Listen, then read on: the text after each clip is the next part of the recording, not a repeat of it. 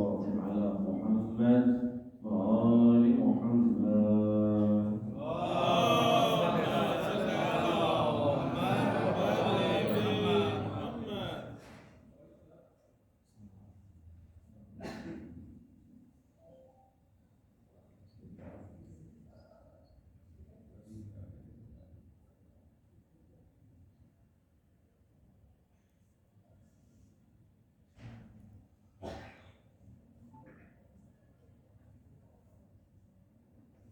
أعوذ بالله من الشيطان الرجيم. الحمد لله رب العالمين. الصلاة والسلام على أشرف الأنبياء والمرسلين طه وياسين ورحمة للعالمين أبي القاسم محمد.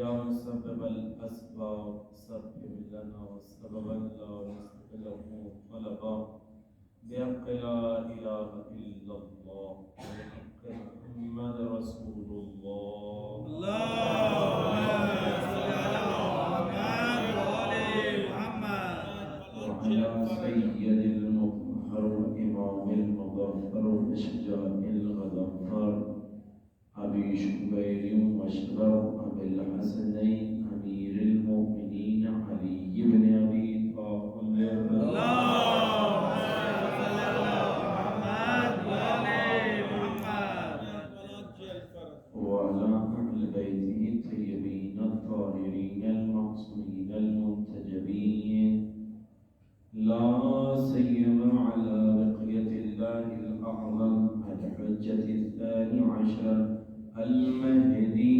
المنتزه. اللهم صل على محمد وآل محمد وعجل فرجهم. ولعنة الله على أعدائهم أجمعين من الآن إلى قيام يوم الدين لا سيما على جد والتاغوت. أما بعد فقد قال رسول الله صلى الله عليه وآله وسلم فاطمة بضعة مني. سلام.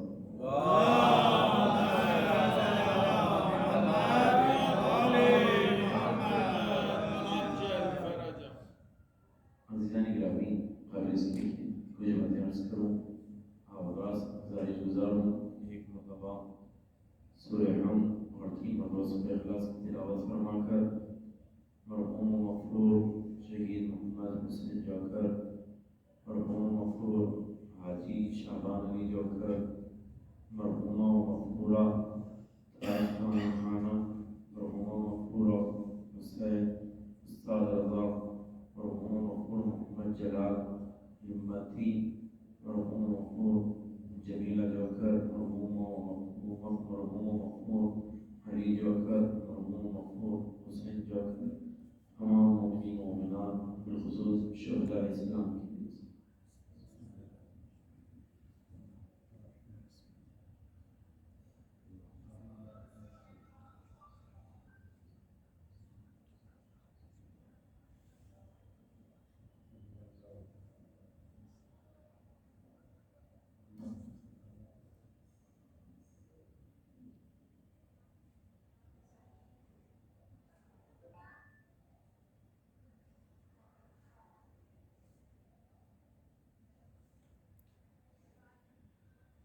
اس کے بعد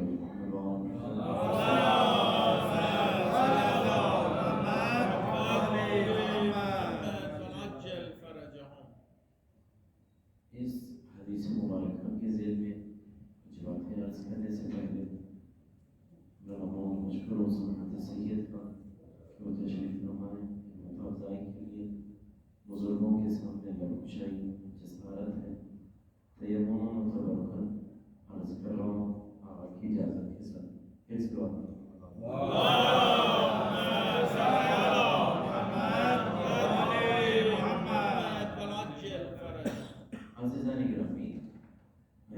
کی یہ حدیث اس موضوع پر پورا اشرا مناجت میں بیان کر چکا ہوں. فاطمہ بذات منی، شہزادی کے لیے نبی نے کب، کیوں، کہاں، کس لیے کہا، کتنی مرتبہ یہ نبی نے کہاں کہا. اہم شے قرآن میں بھی اور شریعت میں بھی وہ ہے انسان تعقل کرے، تدبر کرے، تفکر کرے، غور و فکر کرے. قرآن سورہ غاشیہ میں ارشاد فرما رہا ہے، بسم اللہ الرحمن الرحیم، خلقت. انسان کو کیا ہو گیا کہ وہ اونٹ کی خلقت میں غور و فکر کیوں نہیں کرتا. وَإِلَى السَّمَاءِ كَيْفَ رُفِعَتْ. آسمانوں کی بلندیوں کو کیوں نہیں دیکھتا کہ ہم نے بغیر کسی ستون اور سہارے کے شامیانہ بنا دیا. وَإِلَى الْجِبَالِ كَيْفَ سُطِحَتْ. کیوں نہیں انسان زمین کی اور دیکھتا کہ ہم نے مچلتے ہوئے پانی پر زمین کو بچھا دیا. وَإِلَى الْجِبَالِ كَيْفَ نُصِبَتْ. کیوں نہیں دیکھتا کہ ہم نے آسمان و زمین کے استقرار کے لیے پہاڑ کو میخ بنا دیا. کبھی آیت کی ابتدا میں افلا یتقون کہا، کبھی کئی مسلمان یہ نہ سمجھے کہ ہم نے کلمہ پڑھ لیا تب تفکر کی کیا ضرورت، تدبر کی کیا ضرورت. تو اللہ نے مسلمانوں کو جھنجھوڑتے ہوئے کہا افلا یتدبرون القرآن. کیا مسلمان کلمہ پڑھنے کے بعد قرآن میں تدبر نہیں کرتے؟ تدبر آیت کے کبھی آغاز میں کہا، کبھی غور و فکر کی دعوت آیت کے آغاز میں کہی، تو کبھی آیت کے اختتام میں کہا لعلکم تتفکرون. کاش تم صاحب فکر ہوتے. لعلکم تعقلون. کاش تم عقل سے کام لینے والے ہوتے. یا نشانیاں گنانے کے بعد اللہ نے کہا یہ تمام کی تمام نشانیاں کس کے لیے ہے؟ لِأُولِي الْأَلْبَابِ. صاحبان عقل کے لیے ہے. یعنی آیت کی ابتدا دیکھیں تب بھی دعوت فکر ہے، آیت کی انتہا دیکھیں تب بھی دعوت فکر ہے. یعنی اللہ اپنے تمام آیات کی روشنی میں یہ بات سمجھا رہا ہے زبردستی مسلمان نہ بنو، بلکہ غور و فکر کے ساتھ اللہ کا کلمہ پڑھو، توحید کا اقرار کرو، امامت کا اقرار. اب یہ عقل رکھنا کمال نہیں ہے، عقل کا استعمال کرنا کمال ہے. عقل کا رکھنا کمال نہیں ہے کیا مطلب؟ کہتے ہیں کہ عقل جو ہے انسان رکھتا ہے لیکن رکھنا کمال نہیں ہے، استعمال کرنا کمال ہے. جناب بہلول دانا اب وہاں پر گزر ایک چوراہے سے ہو رہا تھا تو وہاں پر ایک مدعی دعویٰ کر رہا تھا کوئی مجھے بیوقوف نہیں بنا سکتا، کوئی مجھے بیوقوف نہیں بنا سکتا. چاروں طرف سے لوگوں نے گھیر لیا تاکہ جناب ابا وہاب کو بیوقوف بنایا جا سکے، وہ مدعی کو بیوقوف بنایا جا سکے. ہر کسی نے کوششیں کی لیکن کامیاب نہ ہوا. لیکن جناب ابا وہاب نے مجمع کو دیکھ کر پوچھا یہ مجمع کیوں ہے؟ کہ ایک مدعی ہے جو دعویٰ کر رہا ہے کہ مجھے بیوقوف نہیں بنا سکتا. تو جناب ابا وہاب نے کہا میں بھی آزما لوں. کہا بسم اللہ کریں. جناب ابا وہاب آگے بڑھے، اجازت لی، مدعی سے کہا کہ ہم بھی آزما لیں. تو کہا ابا وہاب تم بھی آزما لو، بولو جو چاہو تم کر لو. تو جناب ابا وہاب نے کہا تم یہیں رکو میں ابھی آیا. یہ کہہ کر چلے گئے جناب بہلول. اب یہ مدعی انتظار کر رہا ہے کہ جناب ابا وہاب واپس آئیں گے، جناب ابا وہاب جواب لائیں گے، جناب ابا وہاب مقابلہ کریں گے. لیکن وقت گزرتے گزرتے جو سورج چمک رہا تھا وہ غروب میں چلا گیا، جو مجمع تھا وہ منتشر ہو گیا. اب یہ مدعی غرض و غضب میں آ کر جناب ابا وہاب کی تلاش شروع کرتے کرتے ایک ویران گھر پہ پہنچا تو آواز دی ابا وہاب ہے. تو جناب ابا وہاب باہر آئے. کیا بات ہے؟ کہ تم نے تو چوراہے پہ کہا تھا مجھے بیوقوف بناؤ گے. تو جناب ابا وہاب نے کہا بن بھی گئے، پتہ بھی نہ چلا. کیوں؟ عقل کا رکھنا کمال نہیں ہے، عقل کا استعمال کرنا کمال ہے۔ لہذا عاقل کے لیے اسلام ہے، مجنون و دیوانے کے لیے اسلام نہیں ہے۔ یہی جو فطرت، جو کیفیت، جو انداز قرآن کا ہے، قرآن ثابت کا ہے، وہی انداز قرآن ناطق کا ہے۔ اسی لیے پیغمبر نے کہا ایک لمحے کا تفکر و تعقل اور تدبر کرنا، تأمل سے کام لینا 70 سال کی عبادت سے بہتر ہے۔ امام فرماتے ہیں بغیر تفکر کے عبادت ایسے ہے جیسے ایک جانور کو کسی گھوٹی پر باندھ دیا گیا ہو، ایک محور سے باندھ دیا گیا ہو، اگر وہ گشت کرتا رہے، اس کے اطراف گھومتا رہے تو امام کہتے ہیں قیامت تک بھی گھوم جائے گا تو وہ اپنے دائرے سے تجاوز نہیں کر سکتا۔ کیوں؟ رسی سے بندھا ہے۔ کہ بس وہ عبادت جو بغیر تفکر میں ہے، بغیر تفکر کے ہے، نہ اس میں تنوع ہے، نہ اس کے اندر کیفیت میں تبدیلی ہے، نہ تغیر ہے، نہ تبدیلی ہے۔ کیوں؟ اس لیے کہ جسم کی عبادت اور ہے، لیکن اس کے اندر روح کی عبادت کے ساتھ لذت پایا جانا، اس کے لیے تفکر کی ضرورت ہے، تفکر کی ضرورت ہے، تحمل کی ضرورت ہے، تدبر کی ضرورت ہے۔ آغائے آیت اللہ رحمہ شیخ عبداللہ امام قامی رحمۃ اللہ علیہ نے اپنی کتاب میں لکھا عبادت تفکر اگرچہ کی عبادت ہے، لیکن دونوں میں فرق یہ ہے عبادت انسان کو ثواب تک پہنچا دیتی ہے، لیکن تفکر انسان کو ثواب تک نہیں خدا تک پہنچا دیتا ہے۔ اگر آپ کو اس کو غور سے دیکھنا ہو تو کہیں نہ جائیے، کربلا آئیے۔ جب تک تفکر نہ تھا اور غیر میں تھا، لمحے بھر کا تفکر زندگی اور کو بچا کر غیر سے نکال کر علیہ السلام بنا دیا۔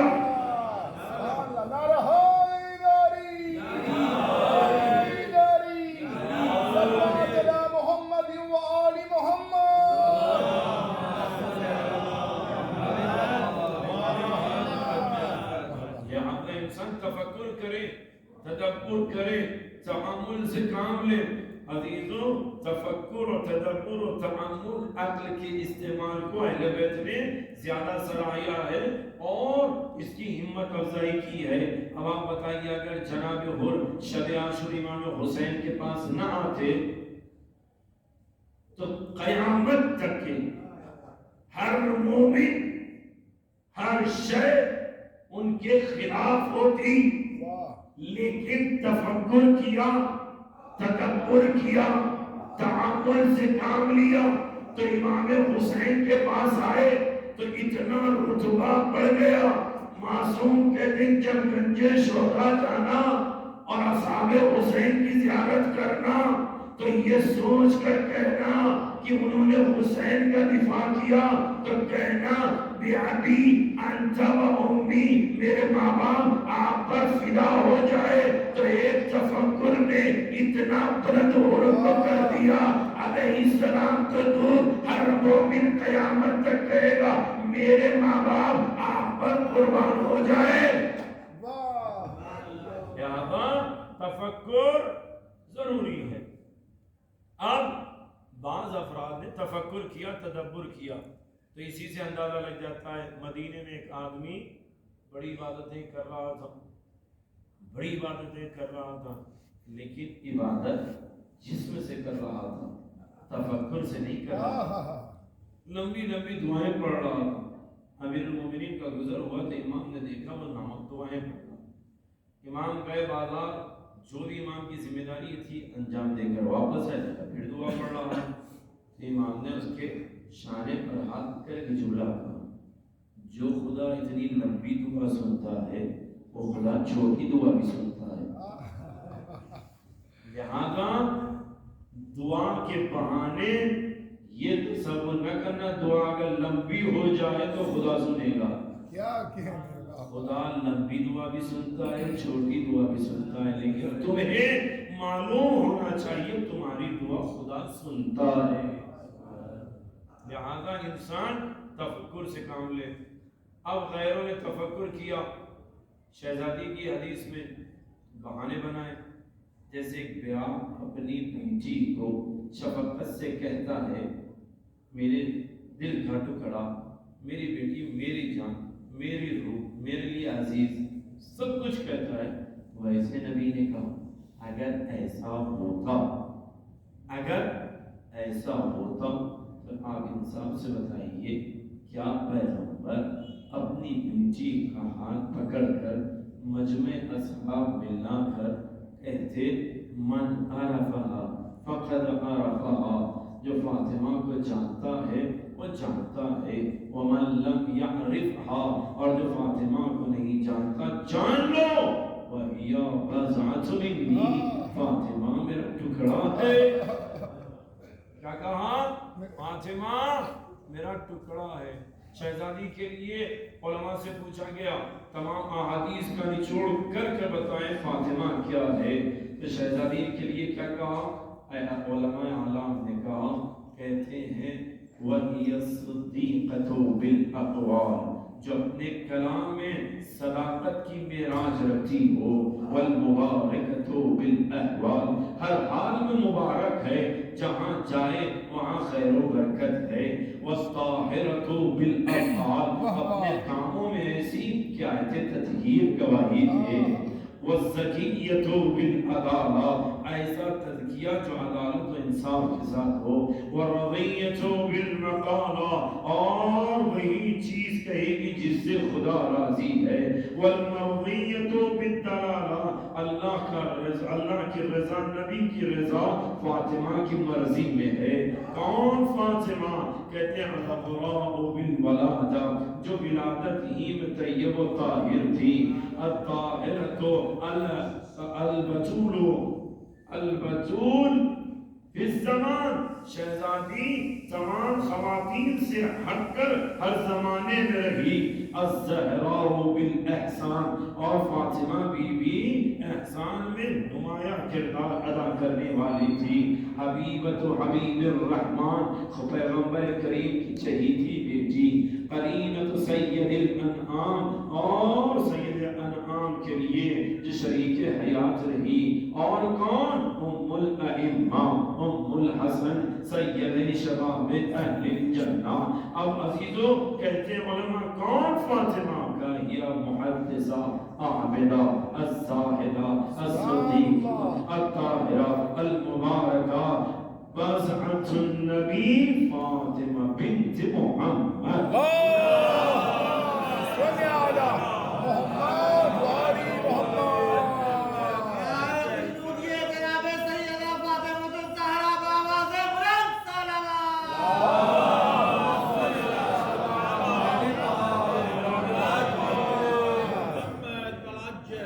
لہذا انسان تفکر کرے جس بی بی کی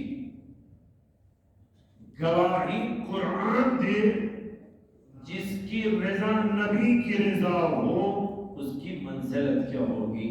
اگر انسان تدبر کرے، زمانے قدیم میں کسی نے تدبر کرنے کے بعد ایک جملہ کہا امام آئیے، امام موسی کاظم علیہ السلام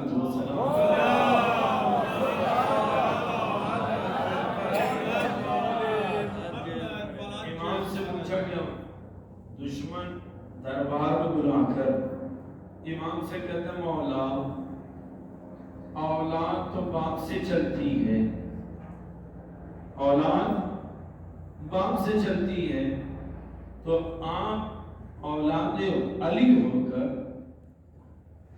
فرزند رسول کیوں؟ سوال اپنی جگہ ہے، کبھی بھی یاد رکھیں سوال کیسا بھی ہو جواب دینے والا اس کو صحیح سے جواب دیتا ہے. سامنے والے نے کیا کہا؟ آپ اولاد علی ہے لیکن فرزند رسول کہا جاتا ہے، ابن رسول اللہ کہا جاتا ہے. عرف تو کہتا ہے اولاد باپ سے چلتی ہے، تو آپ اپنے آپ کو نبی کی اولاد کیوں کہتے ہیں؟ اب اگر امام چاہتے ہیں تو تفصیل سے جواب دیتے ہیں. امام نے کہا تم بتاؤ، میں قرآن سے جواب دوں، روایات سے جواب دوں، عقل سے جواب دوں، کس چیز سے جواب دوں؟ سامنے والے نے کہا اگر عقل سے کہیں گے یقیناً پھنس جائیں گے، کیونکہ عقل والی باتیں عاقل کو سمجھ میں آتی ہے، پاگل کو نہیں. اگر کہیں گے روایات تو یہ ہم سے زیادہ جانتے ہیں. کہا اگر قرآن سے کہہ دیں گے تو ہو سکتا ہے اختلاف ہو جائے، کہا قرآن سے دلیل دے دیجئے. تو امام نے کہا جی. امام نے آیت پڑھی قرآن کی، کہاں اللہ نے جناب ابراہیم کی اولاد کا ذکر کر رہا ہے. بڑا غور سے سنیے گا. اللہ جناب ابراہیم کی اولاد کا ذکر کر رہا ہے. کیوں ہے اولاد؟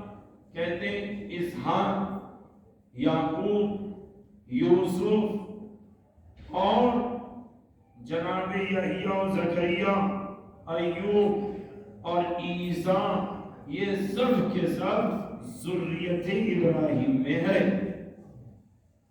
نہیں توجہ دیا نے پھر سے کہا اولاد ابراہیم. اولاد ابراہیم یعنی جو ابراہیم کی اولاد ہے. قرآن کیا کہہ رہا ہے؟ ایوب، یعقوب